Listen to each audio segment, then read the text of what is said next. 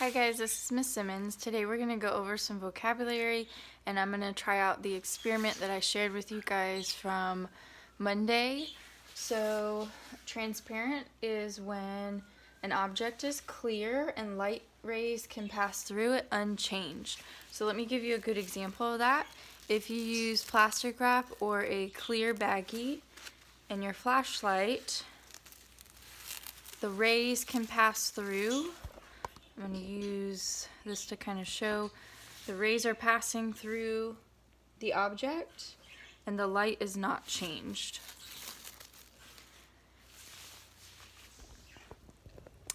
The next word is translucent, which is semi or partially clear. Some light passes, but the light may be changed in some way. So I'm going to give a few examples of that. So the wax paper, or if you use the parchment paper, it does let the light shine through pretty good, but when you look at it, it's just not, it shows up really bright on the camera, but it's not as bright as the flashlight without it. And I don't know if that'll show on camera very well, but a good way to think of that is if we had a sandwich and we wrapped our sandwich in plastic wrap, we would be able to see, what type of sandwich it is, how big it was, maybe even some of the ingredients on the sandwich. But if we wrapped our sandwich in wax paper, we might be able to tell it's a sandwich, but we might not be able to tell what kind of sandwich or what type of bread was used. So we could kind of tell somewhat. It's partially letting us see through the object, but all that light is not passing the way it would if something were clear. So we have transparent and translucent.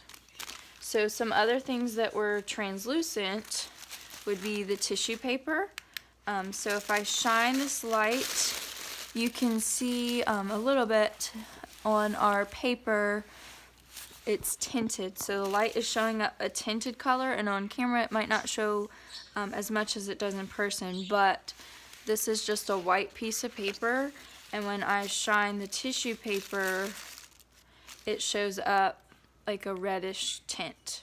So that would be translucent.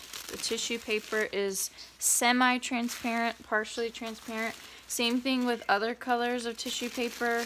So I used a blue. You can see it's changing the light and giving it a blue tint. You can kind of tell, let's see over here, the blue tint that you see. You may have also tried tin foil.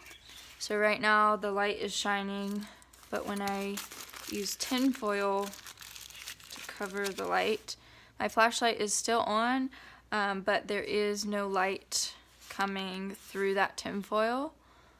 So it is an example of the last one, which is opaque. So no light passes and the light can be absorbed, reflected, or both. So if I'm just shining the light on the surface, it's definitely reflecting because it's shiny, but if I put it up close to the light, you can see it's not able to pass through the object. Even if I just did one layer of tin foil, it still would happen. So that was pretty neat. You may have also tried cardboard. And so I have some cardboard here on my notepad, and if I try to pass that light through, you can see on this side it's reflecting, but is the light able to pass through?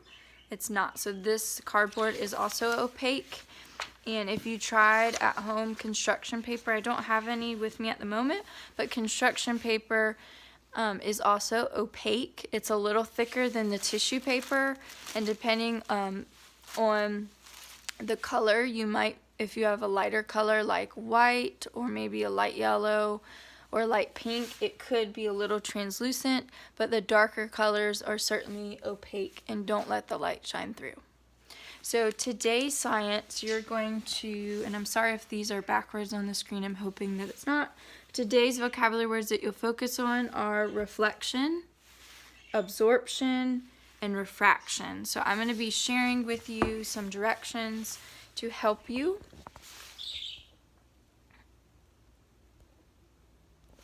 And let's see if I can do this. So on my computer screen, you guys will be getting this link, and it will be a playlist today. So it includes 4 videos. They're all very short, so the video shouldn't take you more than 12 minutes total, all of them. This one is about refraction, so you'll learn more about that, and reflection and absorption. So it will go over some of that vocabulary.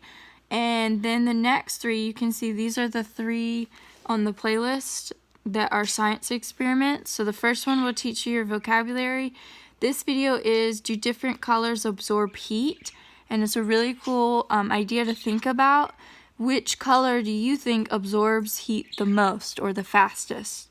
And then this one also shows it just in a different way. It says, what color absorbs heat best? And then this last one is a third way to kind of prove this idea, and it's Science with Sabrina, and she's using crayons outside on a really hot day. So I want you to watch all 4 of these videos. The first one will go over that vocabulary, and the other 3 are really fun to watch, so I know you'll enjoy them. And so you're going to, before you watch the videos, I want you to predict, I'm not sure if this will show up, but I want you to predict which colors absorb heat the most. Watch the videos in the playlist, and then, oops, what happened? Your job today is going to be to draw. I want you to draw 3 pictures, and it could be on just plain paper, notebook paper. You could even use index cards. You're going to draw 3 pictures. One will be for reflection. So you'll draw 1 picture to go with reflection. So draw the picture and label it. Draw a picture for absorption. And then your 3rd picture would be on refraction. So as you watch the videos, you may want to pause and maybe start sketching out your ideas, or you could write down a couple things that will help you later when you do start to draw. Your pictures are going to show me your understanding of the vocabulary words, those 3 words, and I would like you to add color to them. And if you are able to, please use marker just so they show up better on camera. We're going to share those on Flipgrid today. So when you do your video, describe what you drew, tell us about it, and then share anything that surprised you from those videos. I hope you have fun, and I hope these experiments that I share with you kind of inspire you to try things at your house. Most of them are easy to do. You may need a little parent help, but if you're able to, these would be some fun things that you could try and see if your results are the same or maybe they come out different. So I hope you have fun learning more about light today and color. I know that this is one of my favorite science subjects, so I wish I could be with you guys to do it with you, but I know you guys are going to do great with this activity. Have fun, and I look forward to seeing your Flipgrid videos for your vocabulary pictures.